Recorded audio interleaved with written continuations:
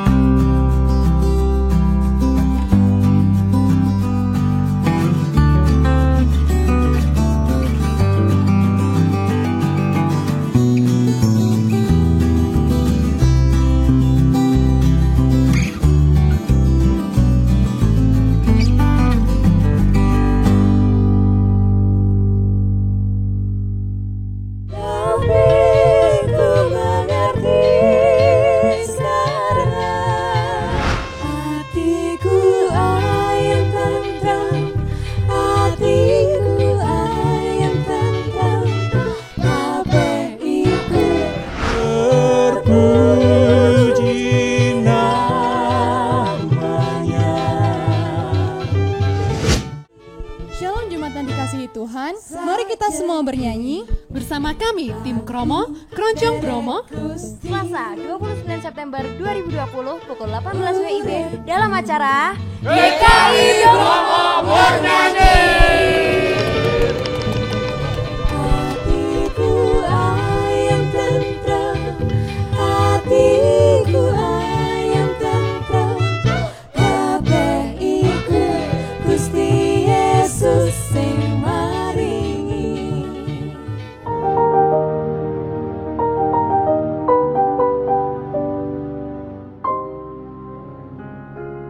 Shalom jemaat terkasih, sebelum kita memasuki ibadah, marilah kita cermati panduan ibadah online berikut ini. Pilihlah tempat atau ruang nyaman yang tenang dan terhindar dari hal-hal yang dapat mendistraksi keikutsertaan beribadah. Siapkan hati dalam doa sebelum mengikuti ibadah, sambil tenangkan pikiran agar terfokus pada jalannya ibadah. Sedapat mungkin, gunakan gadget atau media online yang hanya untuk mengakses link ibadah yang sedang berlangsung tanpa adanya distraksi dari hal-hal lain seperti panggilan telepon, notifikasi-notifikasi dari messenger atau media sosial, atau panggilan telepon rumah dan sejenisnya. Mengikuti ibadah dengan mengakses tepat waktu, karena setiap bagian liturgi dari ibadah itu penting dan merupakan kesatuan ibadah yang utuh. Selama ibadah berlangsung, jagalah ketenangan dan ketertiban. Ikut sertalah dalam setiap mata liturgi yang ada sesuai petunjuk yang ditayangkan dalam ibadah online tersebut. Ajaklah keluarga dan rekan lain untuk bersama mengikuti ibadah online dan bimbinglah anak-anak untuk mengikuti ibadah dengan tenang. Selamat mempersiapkan diri, selamat memasuki ibadah.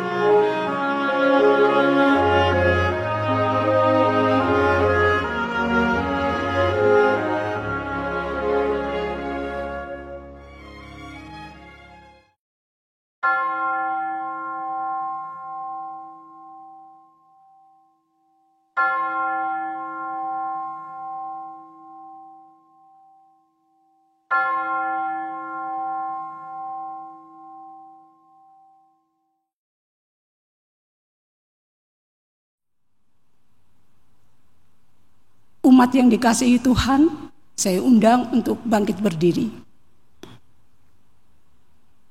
Umat Tuhan, syukur bagi setiap kita ketika Tuhan dalam kasih-Nya mengundang kita untuk masuk dalam persekutuannya.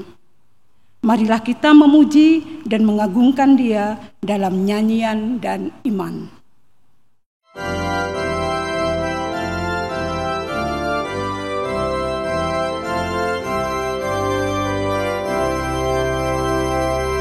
Dia nobatkanlah Sang Raja Penebus, mahana sorga bergema memuji Dia terus.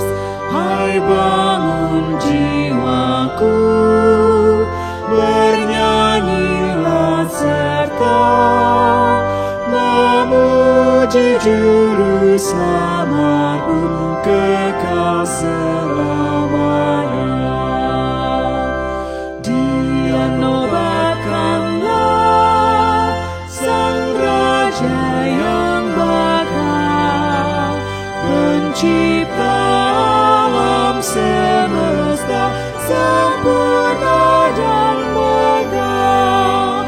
Hormati Penebus yang agung mulia, Sang Anak Domba yang kudus, terpuji selamanya.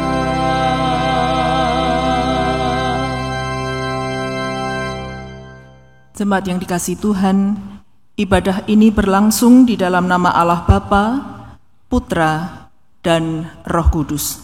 Kiranya anugerah dan sejahtera tercurah atas saudara.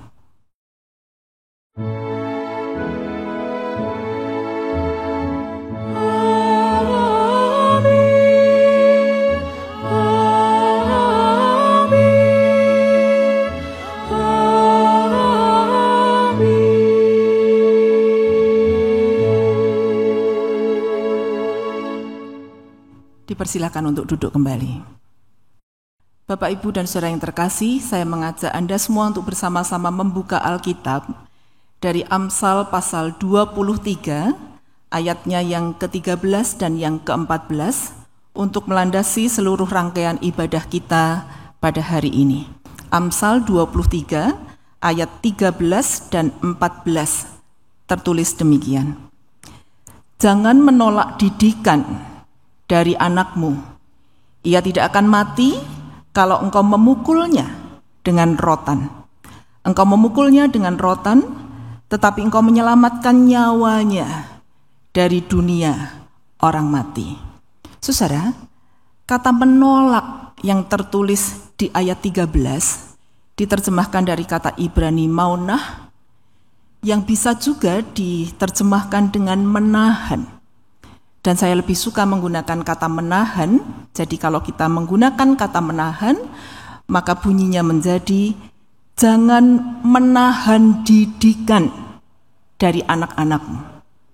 Kalau anak-anak kita perlu dihajar, dengan tegas lakukan.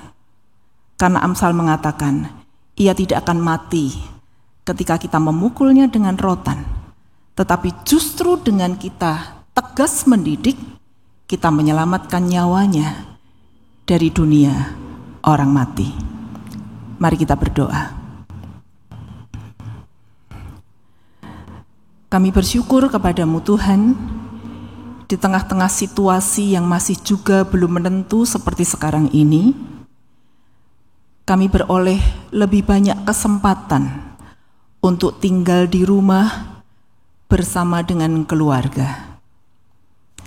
Namun sekaligus rasa syukur kami juga kami datang kepadamu untuk mengakui segala dosa dan kesalahan kami. Kami ada di dalam keluarga. Kami menjadi seorang ayah dan seorang ibu. Tetapi kami seringkali abai terhadap tugas panggilan kami sebagai ayah dan ibu. Kami membiarkan anak-anak kami tumbuh tanpa didikan. Tuhan ampuni kami. Kami juga mengaku sebagai anak-anak, kami seringkali tidak mau mendengar dan memperhatikan didikan orang tua kami. Kami membuat mereka terluka dan bersedih hati. Tuhan ampuni kami. Dan hari ini kami mau belajar untuk sungguh-sungguh menjadi keluarga yang saling membangun, mendidik, supaya kami semua tumbuh menjadi keluarga yang takut akan Tuhan. Berkati seluruh rangkaian ibadah ini dari awal sampai akhir, karena kami menyerahkannya di dalam nama Tuhan Yesus Kristus. Amin.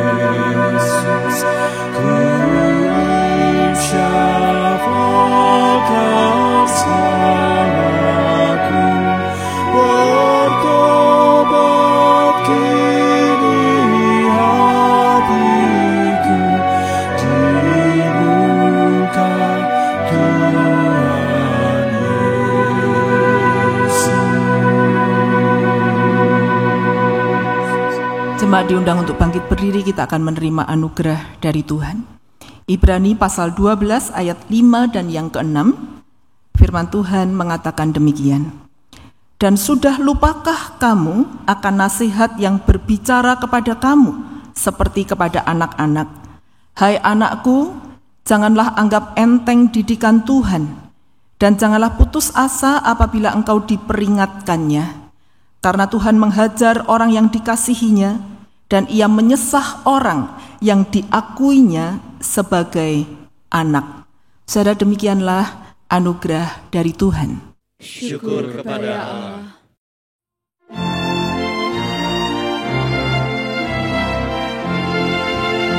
Dengan lembut Tuhanku di dalam kasih-Nya, mencari akan daku yang hilang bercelah. Bahana syukur terdengar, seisi sorga menggelegar. Kasih-Nya mencari, darah melunasi, ku diraih kembali padanya.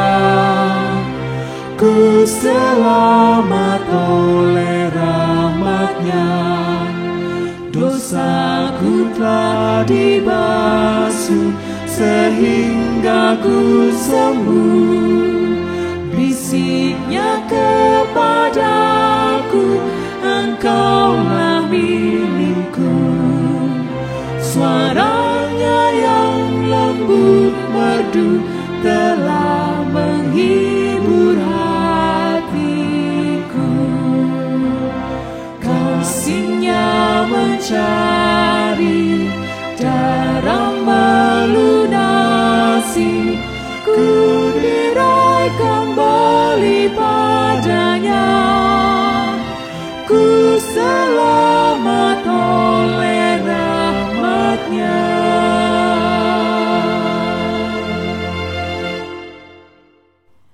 Mari kita berdoa. Tanpa firman-Mu Tuhan, tidak ada panduan yang mengarahkan langkah kami di jalan-Mu. Sebagai orang tua, kami juga butuh firman-Mu untuk mendidik anak-anak kami. Sebagai anak-anak, kami butuh firman-Mu supaya kami mengerti jalan yang harus kami tempuh.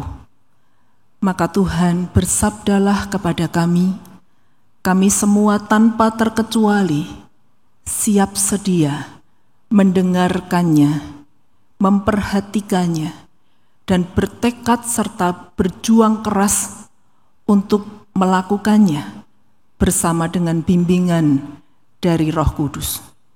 Amin.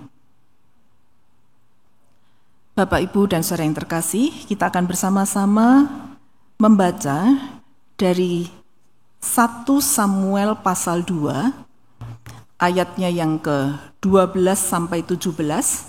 Lalu kita akan lanjutkan dengan ayat 22 sampai 30. Dan 1 Samuel pasal 3, ayat 10 sampai ayat yang ke-14. Demikian firman Tuhan. Adapun anak-anak lelaki Eli adalah orang-orang dursila.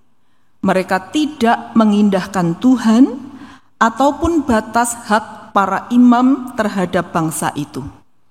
Setiap kali seseorang mempersembahkan korban sembelihan, sementara daging itu dimasak, datanglah bujang imam, membawa garpu bergigi 3 di tangannya, dan dicucukkannya ke dalam bejana, atau ke dalam kuali, atau ke dalam belanga, atau ke dalam periuk.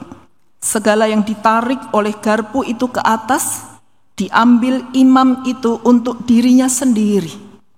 Demikianlah mereka memperlakukan semua orang yang datang ke sana, ke Silo.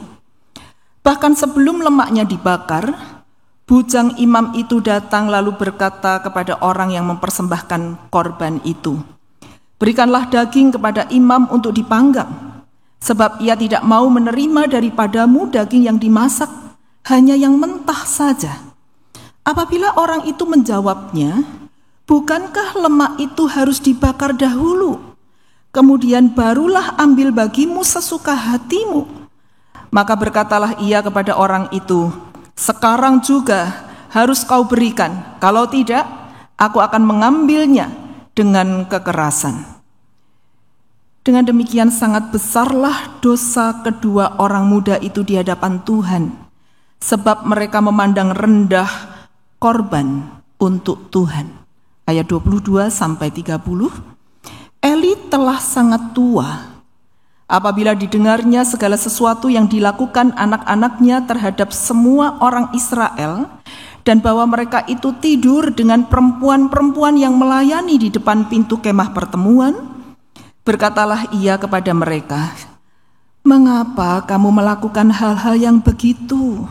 Sehingga ku dengar dari segenap bangsa ini tentang perbuatan-perbuatanmu yang jahat itu. Janganlah begitu, anak-anakku. Bukan kabar baik yang ku dengar itu, bahwa kamu menyebabkan umat Tuhan melakukan pelanggaran. Jika seseorang berdosa terhadap seorang yang lain, maka Tuhan yang akan mengadili. Tetapi jika seorang berdosa terhadap Tuhan, siapakah yang akan menjadi perantara baginya?" Tetapi tidaklah didengarkan mereka perkataan ayahnya itu, sebab Tuhan hendak mematikan mereka. Tetapi Samuel yang muda itu semakin besar dan semakin disukai, baik di hadapan Tuhan maupun di hadapan manusia. Seorang abdi Allah datang kepada Eli dan berkata kepadanya, "Beginilah firman Tuhan, bukankah dengan nyata aku menyatakan diriku kepada nenek moyangmu ketika mereka masih di Mesir dan takluk kepada keturunan Firaun? Dan aku telah memilihnya dari segala suku Israel menjadi imam bagiku, supaya ia mempersembahkan korban di atas mezbahku, membakar ukupan dan memakai baju efod di hadapanku. Kepada kaummu telah kuserahkan segala korban api-apian orang Israel. Mengapa engkau memandang dengan loba segala korban sembelihanku dan korban sajianku yang telah kuperintahkan? Dan mengapa engkau menghormati anak-anakmu lebih daripadaku, sambil kamu menggemukkan dirimu dengan bagian yang terbaik dari setiap korban sajian umatku Israel? Sebab itu demikianlah firman Tuhan Allah Israel, sesungguhnya aku telah berjanji, keluargamu dan kaummu akan hidup di hadapanku selamanya. Tetapi sekarang demikianlah firman Tuhan, jauhlah hal itu daripadaku, sebab siapa yang menghormati aku akan dihormati, tetapi siapa yang menghina aku akan dipandang rendah. Pasal 3 ayat 10-14. Lalu datanglah Tuhan berdiri di sana dan memanggil seperti yang sudah-sudah, Samuel, Samuel. Dan Samuel menjawab, berbicaralah sebab hambamu ini mendengar. Lalu berfirmanlah Tuhan kepada Samuel, ketahuilah, aku akan melakukan sesuatu di Israel, sehingga setiap orang yang mendengarnya akan bising kedua telinganya. Pada waktu itu aku akan menepati kepada Eli segala yang telah kufirmankan tentang keluarganya dari mula sampai akhir. Sebab telah kuberitahukan kepadanya bahwa aku akan menghukum keluarganya untuk selama-lamanya karena dosa yang telah diketahuinya, yakni bahwa anak-anaknya telah menghujat Allah, tetapi ia tidak memarahi mereka. Sebab itu aku telah bersumpah kepada keluarga Eli bahwa dosa keluarga Eli takkan dihapuskan dengan korban sembelihan atau dengan korban sajian untuk selamanya. Saudara, demikianlah firman Tuhan. Berbahagialah setiap orang yang menghidupi firman Tuhan setiap hari. Haleluya.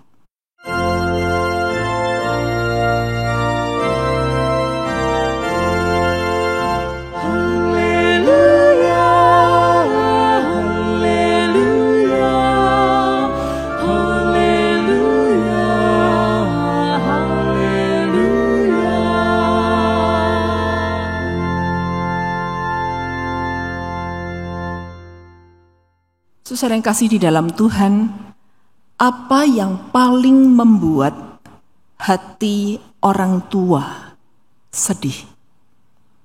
Saya ingin bertanya kepada Anda semua, apa yang paling membuat hati orang tua bersedih? Bapak, Ibu, dan Saudara, dari banyak sekali curhat, dari banyak sekali sesi konseling, saya bisa menyimpulkan bahwa salah satu yang membuat hati orang tua paling sedih adalah ketika orang tua merasa telah gagal mendidik anak-anaknya. Ketika orang tua melihat anak-anaknya bertumbuh tidak seperti yang diharapkan. Oh saudara, tentu semua orang tua punya keinginan dan harapan bahwa anak-anaknya kelak menjadi orang yang baik, menjadi orang yang berhasil dalam hidupnya. Bukan hanya berhasil dalam hal ekonomi, mapan, punya kekayaan yang banyak. Tetapi setiap orang tua merindukan anak-anaknya tumbuh menjadi anak yang takut akan Tuhan. Anak yang mengasihi orang tuanya, yang peduli. Anak yang punya hati yang penuh cinta. Anak yang punya karakter yang baik, anak yang punya mentalitas yang baik. Tetapi celakanya Bapak, Ibu, dan Saudara, gagal mendidik anak itu seringkali baru disadari oleh orang tua ketika anak-anaknya sudah tumbuh dewasa. Lalu yang tertinggal hanyalah rasa sesal yang berkepanjangan. Saudara, saya melihat sebuah video di YouTube yang berisi seorang bapak yang secara ekonomi tidak kekurangan satu apapun, saudara. Dia umurnya sudah 60 atau 65, lalu dia berpidato di depan karyawannya.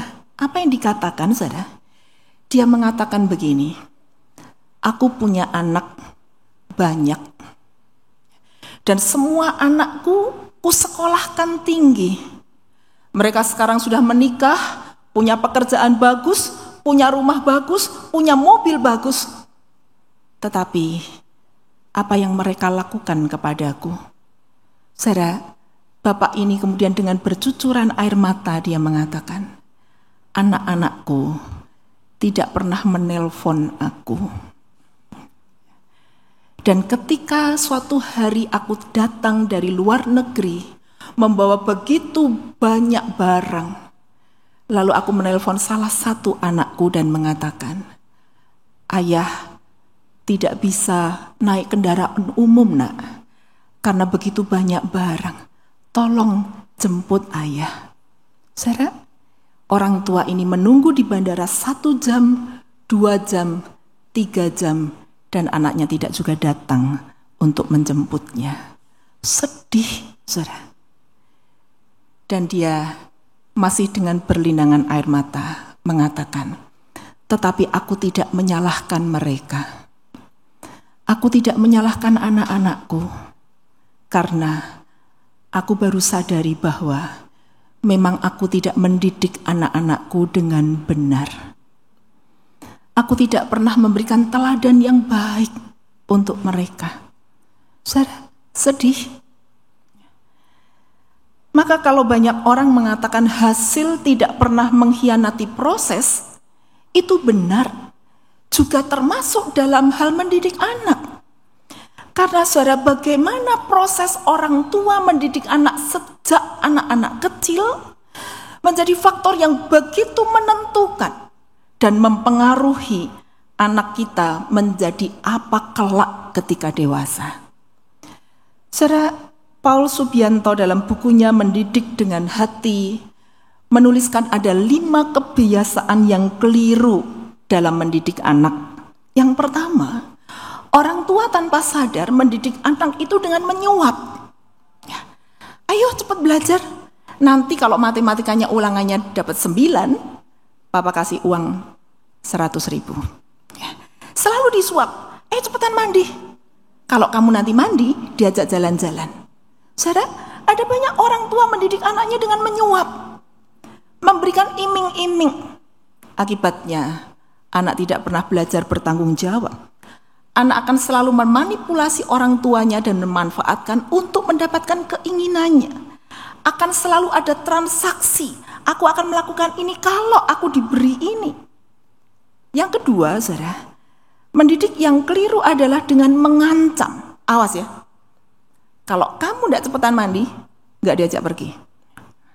Awas ya, saudara, banyak sekali awas kita mengancam dan mengancam. Bapak Ibu saudara, akibatnya ada banyak anak yang takut dan terpaksa melakukan segala sesuatu, tetapi tidak pernah tumbuh sebuah kesadaran bahwa aku harus melakukan ini dan itu yang baik. Yang ketiga, saudara, mendidik anak yang keliru adalah dengan menghukum, masukkan gudang, pukul, tempeleng, jewer, jiwit. Saudara, orang tua banyak sekali melakukan hukuman-hukuman, baik fisik maupun verbal, supaya anak jera, itu katanya. Tetapi akan menimbulkan luka batin yang begitu banyak dalam diri anak-anak. Yang keempat adalah membandingkan. Orang tua tanpa sadar selalu mengatakan, kamu kok gak kayak adikmu sih? Adikmu tuh loh rapi, kamu ya ampun. Adikmu itu loh pintar matematika, kamu. Atau kakakmu itu loh, atau anak tetangga itu loh. Saudara, kita seringkali membandingkan anak kita satu dengan yang lain, membandingkan anak kita dengan yang lain. Saudara, dan itu melukai hati anak-anak. Yang kelima adalah memberi label, memberikan stempel, membuat stigma. Dasar memang kamu tuh bodoh, dasar kamu tuh males, memang kamu tuh selalu buat onar kok ya, biang masalah ya kamu ini. Kita memberikan stempel, kita memberikan label pada anak-anak kita. Itu 5 mendidik anak yang salah menurut Paul Subianto. Dan saya ingin menambahkan satu lagi yang ke-6, yang juga akan berakibat begitu fatal, yaitu membiarkan. Bapak Ibu saudara, ada banyak orang tua atas nama cinta dan sayang kepada anak-anaknya, lalu memberikan toleransi yang begitu banyak. Ada banyak kompromi yang diberikan. Dan kemudian orang tua membiarkan meskipun anaknya salah, dibiarin. Wis gak apa-apa, kasihan. Masih kecil dia, belum ngerti gitu ya. Wis gak apa-apa ya, apa kita tinggal kerja, dia sendirian di rumah, makanya dia kesepian, makanya ini itu, banyak permakluman yang kita berikan dalam rangka membiarkan anak-anak kita melakukan kesalahan. Cuma sedikit aja kok, kasihan dia anak tunggal. Saudara, atau kalau kita menegur hanya sekedarnya. Saudara, mari kita belajar dari Imam Eli. Yang tadi bacaan panjang yang kita baca. Saudara, Eli adalah seorang imam. Itu berarti dia seorang pemimpin religius, seorang pengantara umat dengan Tuhan, seorang guru bangsa yang bertanggung jawab untuk mendidik umat menjadi bangsa yang takut akan Tuhan. Tetapi jangan lupa Bapak Ibu dan Saudara bahwa Eli juga seorang kepala keluarga.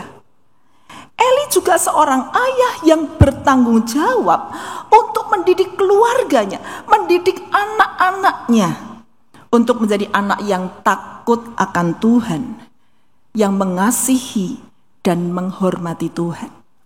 Tetapi apa yang dilakukan oleh anak-anak Eli, Hofni dan Pinehas yang sudah tumbuh dewasa dan bahkan juga sudah menjadi imam? Alkitab kita mencatat anak-anak Eli adalah orang yang dursila. Saudara, dursila itu bukan sekedar jahat. Tetapi yang disebut dursila itu adalah sebuah karakter dan cara hidup manusia yang begitu buruk. Sudah jahat, kejam, amoral, culas, tidak peduli hukum dan orang lain. Itu dursila. Dan anak-anak Eli adalah anak-anak dursila. Yang kedua, 1 Samuel pasal 2 mencatat mereka tidak mengindahkan Tuhan. Apa saja sih yang Hofni dan Pinehas lakukan? Yang pertama, saudara, mereka selalu mengambil bagian yang terbaik dari korban sembelihan yang harusnya diberikan umat kepada Tuhan, diambil untuk dirinya sendiri. Dan kalau tidak diberikan oleh yang sedang mempersembahkan korban, bujangnya akan mengancam, akan mengambilnya dengan kekerasan. Mereka melanggar peraturan korban yang ditetapkan Tuhan. Harusnya lemaknya dibakar dulu, diberikan kepada Tuhan, dipersembahkan kepada Tuhan, tetapi Hofni dan Pinehas minta supaya itu diambil dulu untuk dirinya. Mereka mengambil hak Tuhan dan memandang rendah korban untuk Tuhan. Apakah cuma itu? Tidak, Bapak Ibu dan Saudara. Anak-anak Imam Eli juga tidur dengan perempuan-perempuan yang melayani di pintu kemah pertemuan. Mereka melakukan perzinahan. Dengan siapa? Dengan orang-orang yang melayani di kemah pertemuan. Dan melakukannya di depan pintu kemah pertemuan.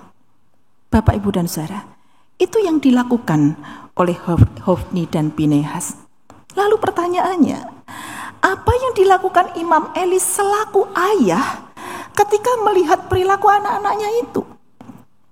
Bapak, Ibu, Saudara, sebagai seorang imam, Eli pasti tahu bahwa kejahatan anak-anaknya itu begitu besar, bahwa kesalahan yang dilakukan Hofni dan Pinehas itu bukan sepele. Ini hal yang prinsip, mereka melanggar hal yang sangat esensial di hadapan Tuhan. Bapak, Ibu, Saudara, Eli memang menegur anak-anaknya, tetapi tegurannya terasa begitu lemah.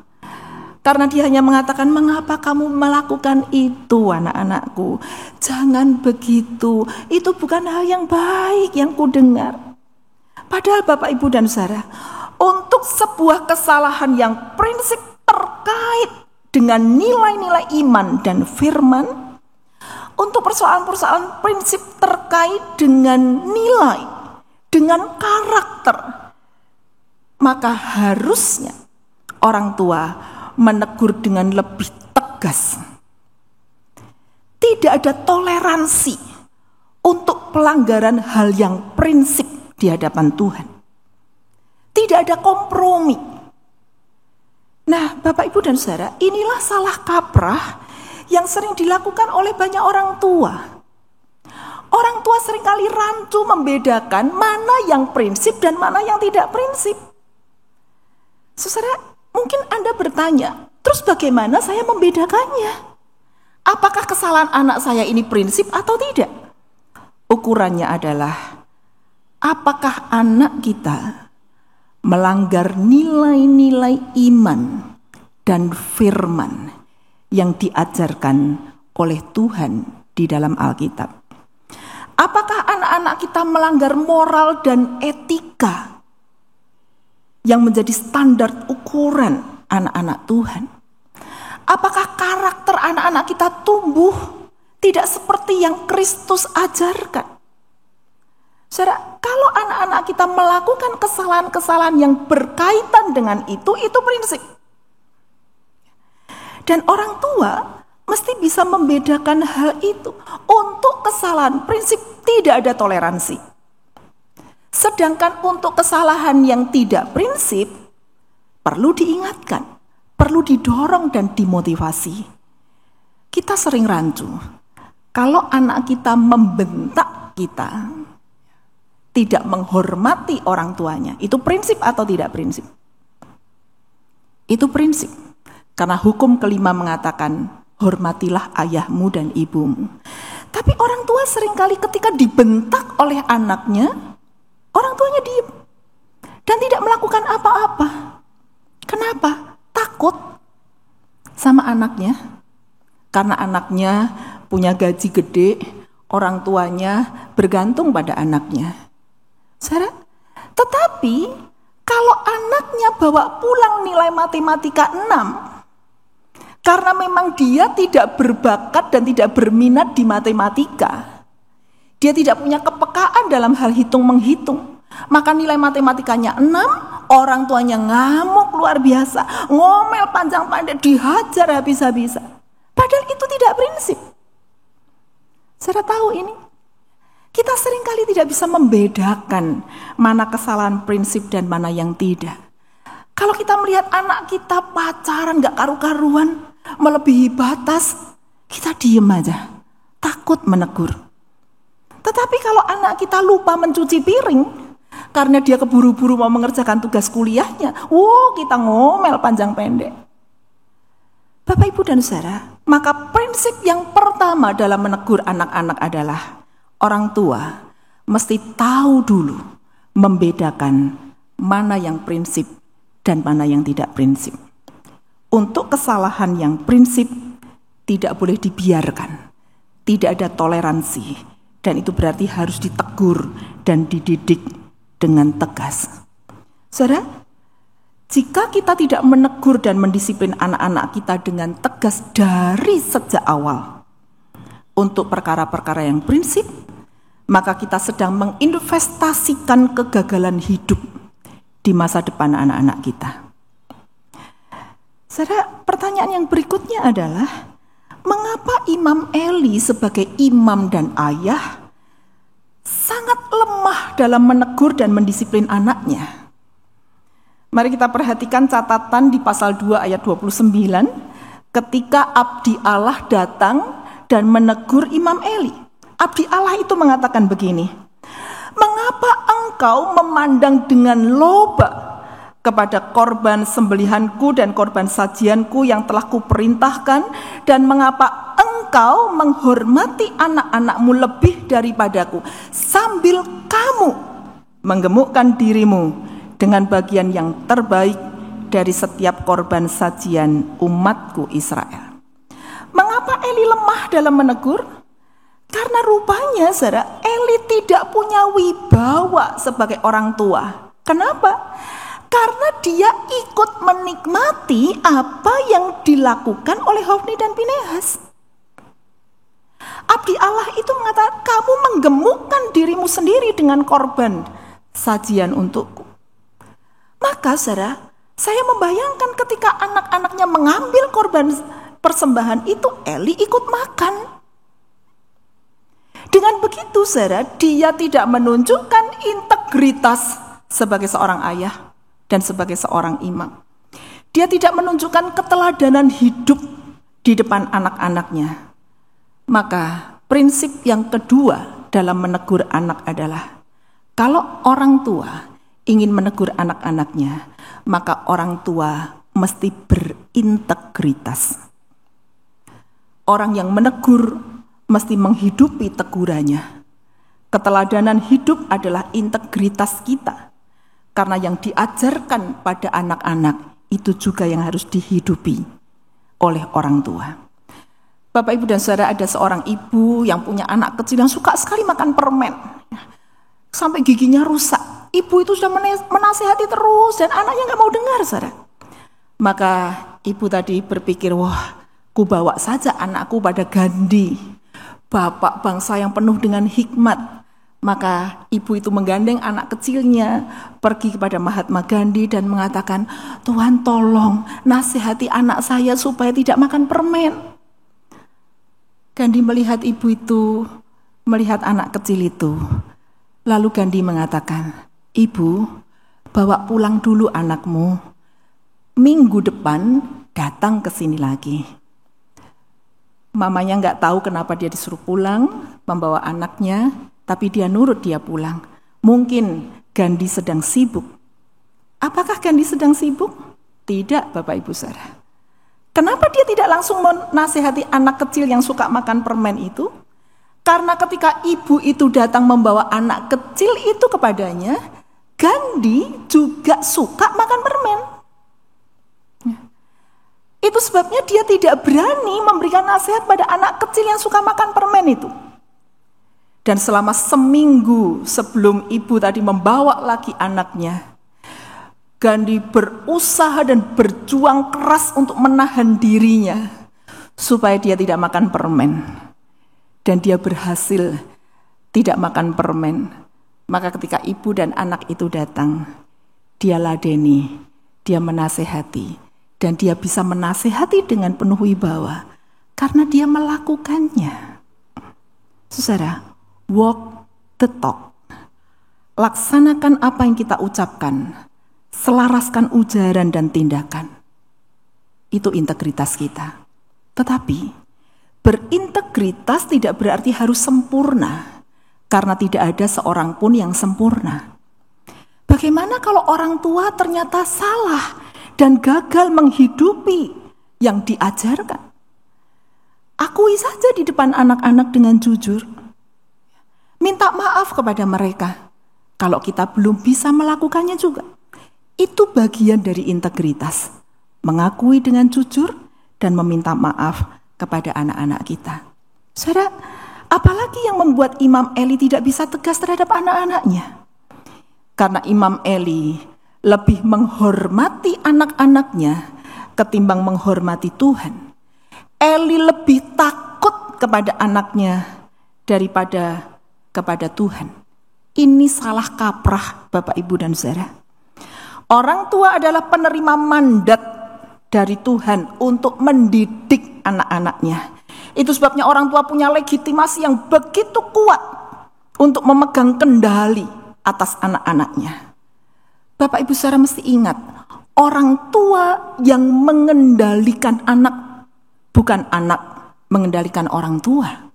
Tetapi jangan salah, yang dimaksudkan pegang kendali bukan berarti kamu harus masuk jurusan kedokteran. Mama kepingin kamu masuk kedokteran. Bukan itu, Saudara. Bukan dalam rangka mengarahkan anak kita memilih studi ini itu, pakai baju ini itu sesuai dengan selera kita. Tetapi kendali di sini artinya kendali dalam mendidik, kendali dalam mengarahkan anak-anak kita untuk hidup dekat sama Tuhan, untuk hidup takut akan Tuhan, untuk berpegang pada nilai-nilai iman dan firman, supaya karakter anak-anak kita dibentuk dan bertumbuh menjadi baik. Kendali itu diberikan Tuhan ke tangan orang tua. Mandat itu kita yang pegang. Dan saudara, mandat dan kendali yang diberikan Tuhan ke tangan orang tua harus dipertanggungjawabkan kembali kepada Tuhan. Maka anak-anak yang mengikuti ibadah ini, perhatikanlah, awasi tingkah lakumu. Kenapa? Karena semua tingkah pola anak-anak bukan hanya ditanggung oleh anak-anak sendiri di hadapan Tuhan, tetapi apa yang kalian lakukan, Tuhan juga akan mempertanyakan itu kepada orang tua saudara. Dalam kasus Imam Eli, saudara, kita melihat Hofni dan Pinehas sudah dewasa, tetapi toh Tuhan tetap menegur Imam Eli. Kenapa?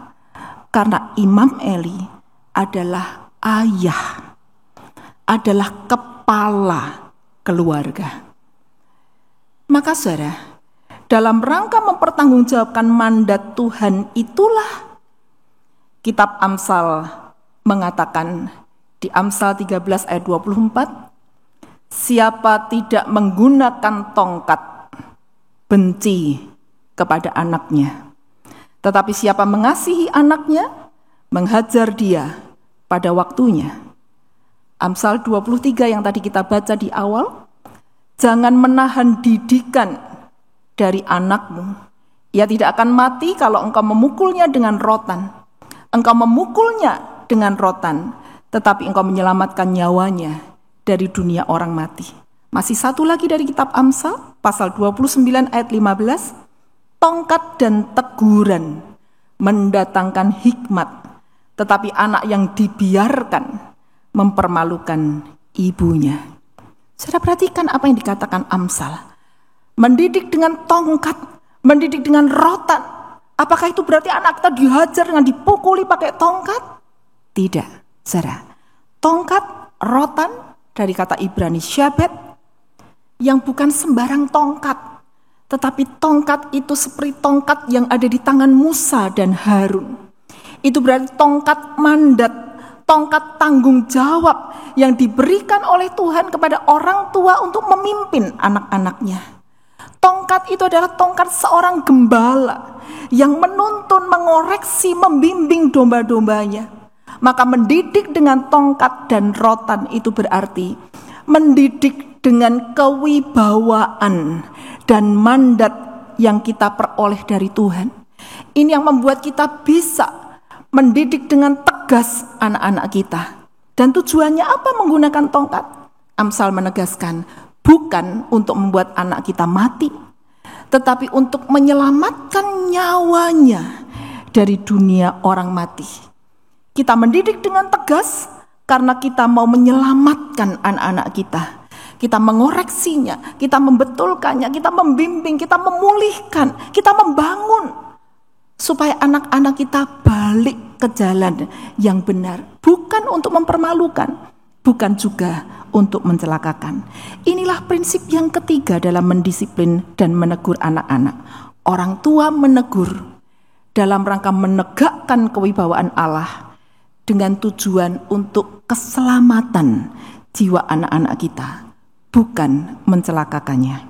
Dan sekaligus prinsip yang keempat, yaitu kita tegas dalam hal-hal yang tidak bisa ditoleransi, tegas dalam prinsip, tetapi luwes dalam cara dan pendekatan kita pada anak-anak. Karena apa, saudara? Karena tegas tidak identik dengan marah-marah, tegas tidak identik dengan kekerasan, tegas tidak identik dengan kata-kata kasar dan tajam serta menyakitkan. Tapi tegas itu artinya menegakkan prinsip tanpa kompromi. Dan prinsip yang kelima dalam menegur dan mendisiplin anak adalah lakukan teguran lahir dari hati yang penuh kasih. Bapak, Ibu, dan saudara, teguran memang bukan berita sukacita. Orang yang ditegur mungkin akan merasa sakit, mungkin akan marah dan kecewa. Tetapi pastikan bahwa anak-anak kita menangkap kasih orang tuanya ketika menegur. Tegurlah anak-anak dengan hancur hati, bukan dengan pongah dan arogan, bukan dengan kemarahan yang menyala-nyala. Maka ketulusan cinta kita akan menyentuh dan mendorong anak-anak kita untuk berubah. Saudara, seorang mahasiswa yang kecanduan main games online sampai skripsinya tidak selesai, hampir 7 tahun dia kuliah. Saya sangat terharu ketika dia memberikan sebuah kesaksian. Dia mengatakan begini, saya sadar dan berubah bukan karena kemarahan papa, bukan karena kemarahan mama. Mereka pernah melakukannya tapi itu tidak mengubah saya. Tetapi ketika mama datang memeluk saya, tidak dengan marah-marah, dan mama mengatakan, nak, yang kamu lakukan ini enggak benar. Ini salah. Tetapi mama tahu ini berat. Ayo kita hadapi bersama-sama. Mama akan bantu kamu. Mama akan dampingi kamu. Mama saya mengatakannya dengan menangis. Dan air mata itu menyentuh hatinya. Sehingga dia memutuskan untuk berhenti main game. Dan bangkit menyelesaikan skripsinya. Prinsip yang terakhir, yang keenam adalah ikut sertakan Tuhan dalam menegur dan mendisiplin anak-anak kita. Berdoalah sebelum menegur mereka, agar Roh Kudus bekerja melembutkan hati anak-anak kita, supaya mereka mau mendengar dan mau berubah. Dan ajaklah anak-anak kita berdoa setelah kita menegurnya, agar Roh Kudus meneguhkan dan terus berbicara dalam hati anak-anak kita, sehingga terjadi perubahan. Saudara, anak-anak mungkin bertanya, kok dari tadi yang menegur orang tua? Bagaimana kalau orang tuanya salah? Apakah anaknya boleh menegur? Oh saudara, kalau orang tua kita salah, bukan hanya boleh, harus menegur. Tetapi ingat, siapapun yang melakukan teguran, pegang 6 prinsip tadi. Bedakan mana yang prinsip tanpa kompromi dan hal yang bisa dikompromikan. Integritas dan keteladanan, tujuannya menegakkan kewibawaan Allah dan kebaikan atau keselamatan yang ditegur, tegas dalam prinsip, luas dan tepat dalam hal cara, lahir dari hati yang penuh kasih, dan ikut sertakan Tuhan sebelum dan sesudah kita menegur. Yang terakhir Bapak Ibu dan Saudara, pada pasal 2 ayat 27, ketika Tuhan mengirimkan abdinya untuk menegur Imam Eli, Tuhan menginginkan perubahan dari Eli. Tuhan menunggu Eli berbuat sesuatu yang lebih tegas kepada anak-anaknya. Tetapi apa yang dilakukan Eli? Eli memilih untuk diam saja. Eli memilih untuk membiarkan anak-anaknya. Itu sebabnya di pasal 3 ayat 13, dengan sangat marah sekaligus sangat sedih, Tuhan mengatakan kepada Samuel, aku akan menepati kepada Eli segala yang telah kufirmankan tentang keluarganya dari mula sampai akhir, sebab telah kuberitahukan kepadanya bahwa aku akan menghukum keluarganya selama-lamanya karena dosa yang telah diketahuinya, yakni bahwa anak-anaknya telah menghujat Allah tetapi ia tidak memarahi mereka. Bapak, Ibu, dan Saudara, akankah kita juga seperti Imam Eli setelah mendengar firman pada hari ini? Jika tidak, maka tegurlah anakmu sebelum Tuhan menegurmu. Amin. Saat teduh bagi kita.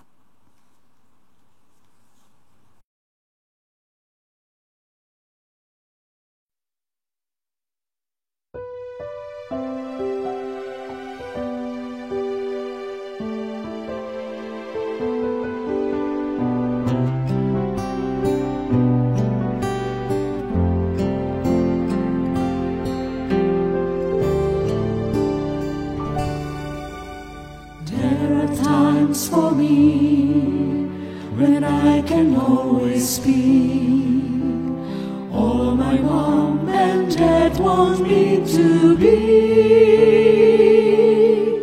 Do I want to turn away? Jesus says to stay and to hug the ones who really love me. Hand in hand and heart to heart, together in the Lord, we will will serve each other, all in one accord. Father, mother, sister, brother, we have been restored. United as a family, we will serve the Lord.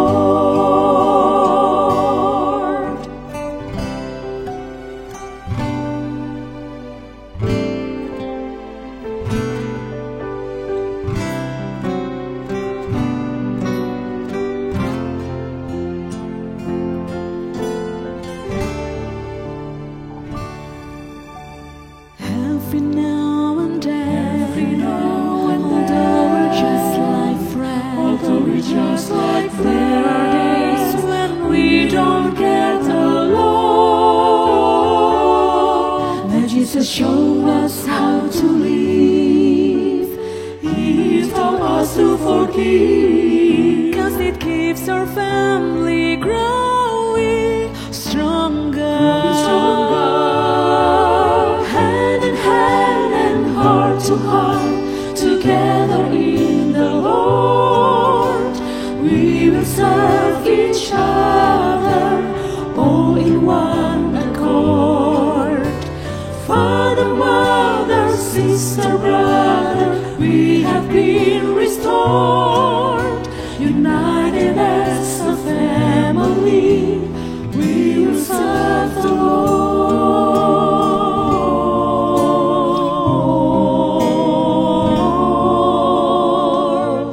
With the heart of a child, Jesus taught us to come, to make us His family. God gave us His Son. So let's forget about our pride and put our differences aside and be God's family the way He wants us to be.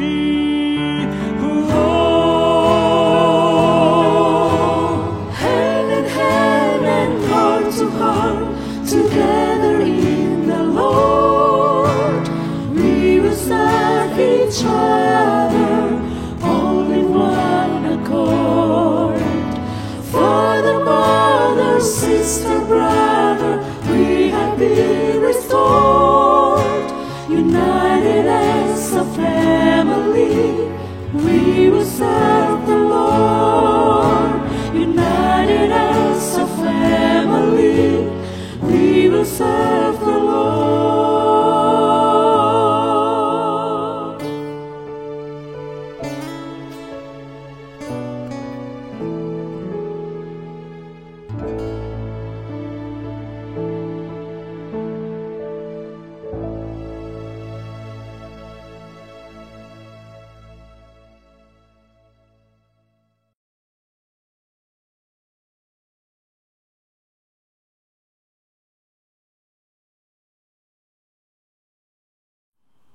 Umat Tuhan, saya undang untuk bangkit berdiri. Mari kita bersama dengan umat Allah di masa lalu, masa kini, dan masa depan, mengingat janji baptisan kita dengan mengiklarkan pengakuan iman rasuli.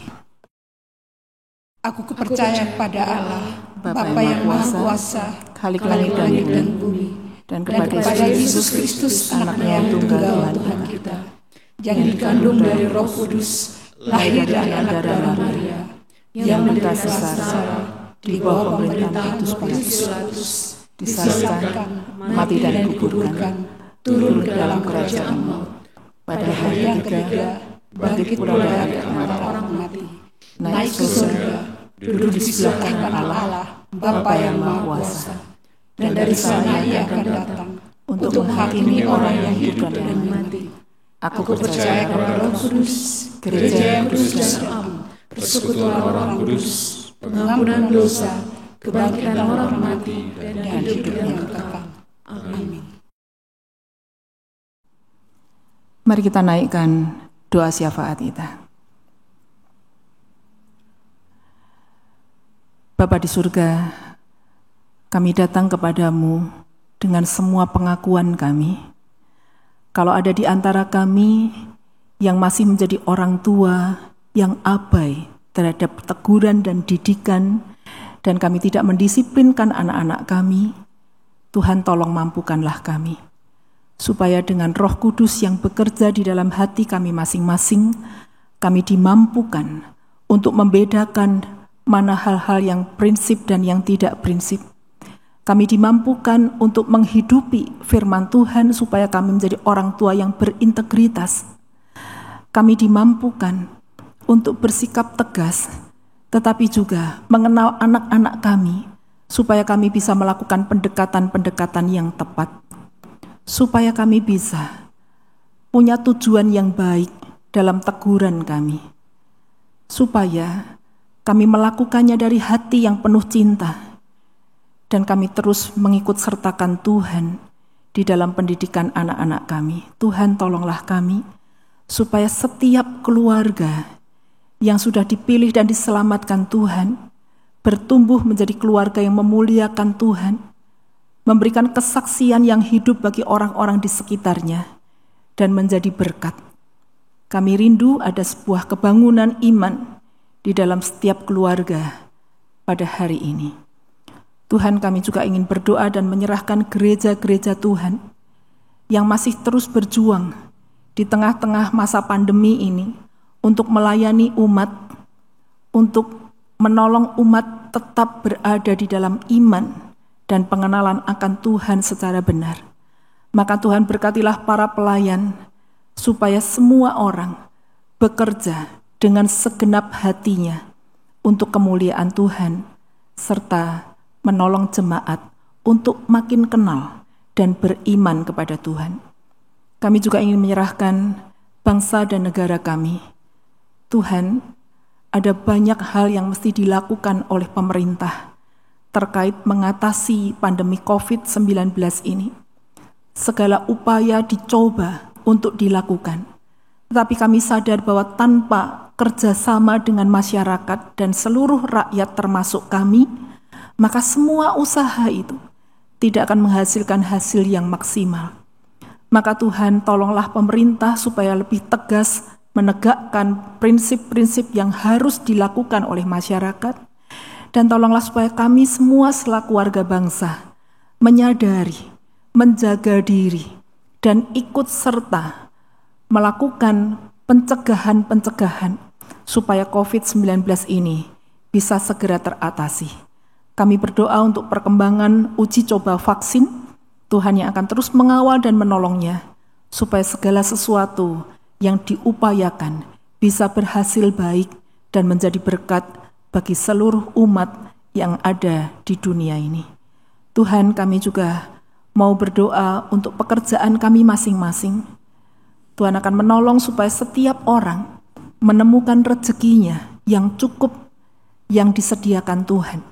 Ajari kami bisa melihat peluang-peluang yang Tuhan berikan, supaya kami tetap bisa menghidupi apa-apa yang telah Tuhan katakan kepada kami. Tuhan Yesus, kami menyerahkan semua yang mengikuti ibadah hari ini ke dalam tangan dan berkat Tuhan. Dan kami mengajak mereka semua bersama-sama berdoa, seperti yang Tuhan ajarkan kepada kami. Bapa kami yang di surga, dikuduskanlah nama-Mu, datanglah kerajaan-Mu, jadilah kehendak-Mu di bumi seperti di surga. Berikanlah kami pada hari ini makanan kami yang secukupnya, dan ampunilah kami akan kesalahan kami, seperti kami juga mengampuni orang yang bersalah kepada kami. Dan janganlah bawa kami dalam pencobaan, tetapi lepaskanlah kami daripada yang jahat. Karena Engkau-lah yang punya kerajaan, dan kuasa, dan kemuliaan sampai selama-lamanya. Amin. Saudara-saudara, sikap syukur adalah suatu kepatutan bagi kita di hadapan Dia Sang Sumber berkat. Mari saat ini kita nyatakan syukur kita lewat persembahan yang kita kumpulkan. Firman-Nya di dalam 1 Tesalonika 5 ayat 18 tertulis demikian. Mengucap syukurlah dalam segala hal, sebab itulah yang dikehendaki Allah di dalam Kristus Yesus bagi kamu. Umat dapat memberikan persembahan syukur melalui nomor rekening atau QR Code yang tertera di layar.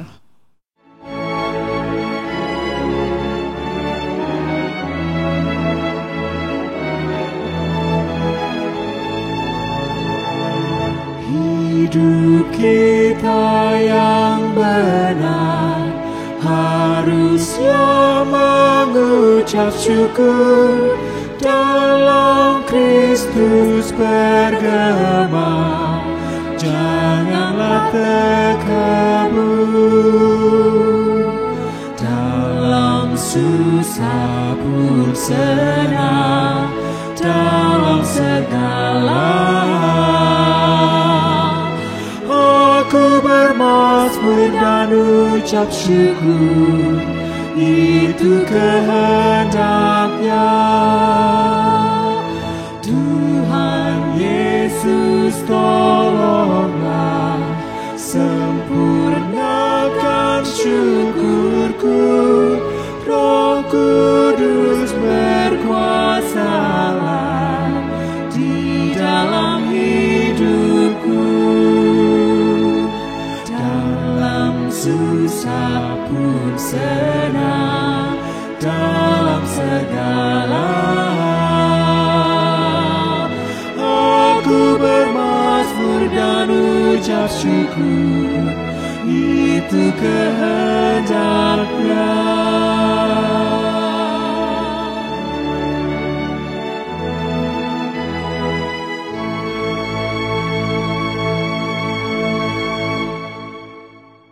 Umat Tuhan, saya undang untuk bangkit berdiri, kita membawa persembahan dalam doa.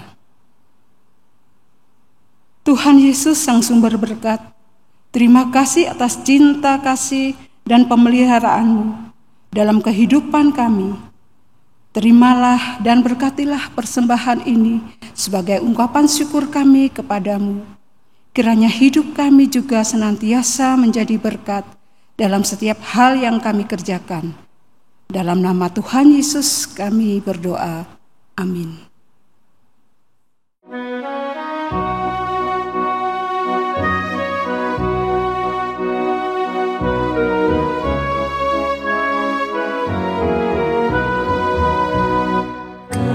Keluarga hidup indah bila Tuhan di dalamnya, dengan kasih yang sempurna Tuhan pimpin langkahnya. Terima kasih padamu Tuhan, Kau bimbing kami selamanya. Segala hormat, puji dan syukur kami panjatkan kepadamu. Ya Roh Kudus, bimbing kami agar selalu bersamamu. Ajar kami, tolong kami mewujudkan kasih-Mu. Terima kasih padamu Tuhan, Kau bimbing kami selamanya. Segala hormat, puji dan syukur kami panjatkan kepadamu.